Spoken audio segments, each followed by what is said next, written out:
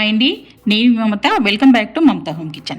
ఈరోజు మన ఛానల్లో ఎంతో టేస్టీగా ఉండే ముంత మసాలాని స్ట్రీట్ స్టైల్లో లాగా ఎలా చేయాలో చూపించబోతున్నానండి. చేసుకోవడం చాలా సింపుల్ అండి, చాలా క్విక్గా అయిపోతుంది. యాజ్ ఇట్ ఈజ్ ఈ వీడియో ఫాలో అవుతూ చేశారంటే మనకు పక్కా బండి మీద ఉన్న ముంత మసాలా ఏ టేస్ట్ అయితే ఉంటుందో యాజ్ ఇట్ ఈజ్ అదే టేస్ట్ వస్తుందండి. పిల్లలకైతే చాలా బాగా నచ్చుతుంది. పిల్లలు స్కూల్ నుంచి వచ్చేసరికి వాళ్ళకి ఇలా చేసి పెట్టారంటే కనుక వాళ్ళు చాలా బాగా ఎంజాయ్ చేస్తారు.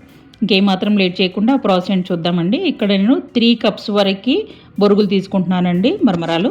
ఈ బొరుగులని ప్యాన్లో వేసి మంటని లో ఫ్లేమ్లో పెట్టి దూరగా వేయించాలండి. మరమరాలు అనేవి క్రిస్పీగా అయ్యేంత వరకు స్పూన్తో బాగా కలుపుతూ వేయించాలి. ఆల్రెడీ మీకు మరమరాలు కనుక క్రిస్పీగా ఉన్నట్టయితే స్టవ్ పైన జస్ట్ 1 నిమిషం అలా పెట్టేసి తీసే సరిపోతుంది. మీకు బొరుగులు వెదరవల మెత్తగా ఉన్నాయంటే మట్టుకు పూర్తిగా క్రిస్పీ అయ్యేంత వరకు కలుపుతూ వేయించాలి. మనకు ఒక బొరుగును తీసుకొని ఇలా నొక్కి చూస్తే కనుక అది పొడి పొడిగా అవ్వాలండి, అప్పుడే క్రిస్పీగా వేగినట్టు. తర్వాత వీటిని తీసుకొని ఒక ప్లేట్లో వేసుకొని పక్కన పెట్టుకోవాలి. తర్వాత అదే ప్యాన్లో డీప్ ఫ్రైకి సరిపడా లైట్గా 4 నుంచి 5 టేబుల్ స్పూన్ వరకు ఆయిల్ వేసుకొని, మనకి కార్న్ ఉంటాయి కదండి, మనం మిక్చర్ తీసుకుంటాము, సూపర్ మార్కెట్లో ఈజీగా దొరికిపోతాయి ఇవి. ఆ కార్న్ ఒక చిన్న కప్పు తీసుకొని వీటిని డీప్ ఫ్రై చేస్తున్నానండి. ఈ ముంత మసాలాలో ఈ కార్న్ అనేది కంపల్సరీ అండి. ఇవి బాగా వేగిన తర్వాత వీటిని తీసుకొని ఒక ప్లేట్లో వేసుకొని పక్కన పెట్టుకోవాలి.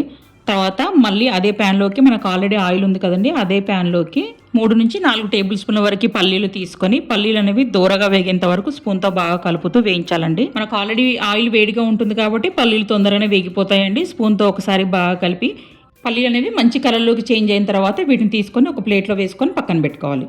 తర్వాత వీటన్నిటిని కలపడానికి అనేసి ఒక పెద్ద మిక్సింగ్ బౌల్ తీసుకొని దానిలోకి మనం ఫస్ట్ వేయించి పెట్టుకున్న బొరుగుల్ని మొత్తం వేసుకోవాలి. తర్వాత దాంట్లోనే మనం ఆల్రెడీ డీప్ ఫ్రై చేసి పెట్టుకున్న కార్న్ కూడా వేసుకోవాలి. తర్వాత దాంట్లోనే ఒక మీడియం సైజ్ ఉల్లిపాయను తీసుకొని సన్నగా తరిగేసి వేసుకోవాలండి. తర్వాత దాంట్లోనే ఒక మీడియం సైజ్ టమాటాని తీసుకొని లోపల ఉన్న గింజలన్నీ తీసేసి సన్నగా చిన్న చిన్న ముక్కల్లాగా తరిగేసి వేసుకోవాలి.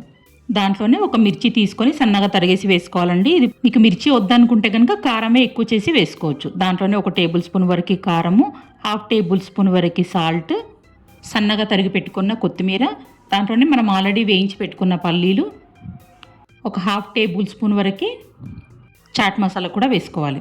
చాట్ మసాలా లేకపోతే ఈ ప్లేస్లో మీరు జీరా పొడైనా వేసుకోవచ్చండి.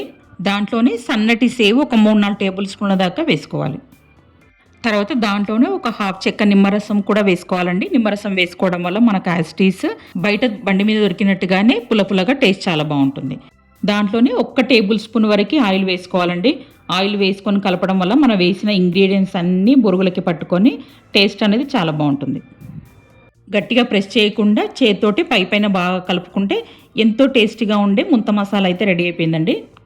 ఒక్కసారి ఈ వీడియో చూస్తూ ట్రై చేయండి, మీకు కూడా చాలా పర్ఫెక్ట్గా కుదురుతుంది. నచ్చితే మటుకు ఒక చిన్న లైక్ చేయండి, మీ ఫ్రెండ్స్కి రిలేటివ్స్కి షేర్ చేయండి.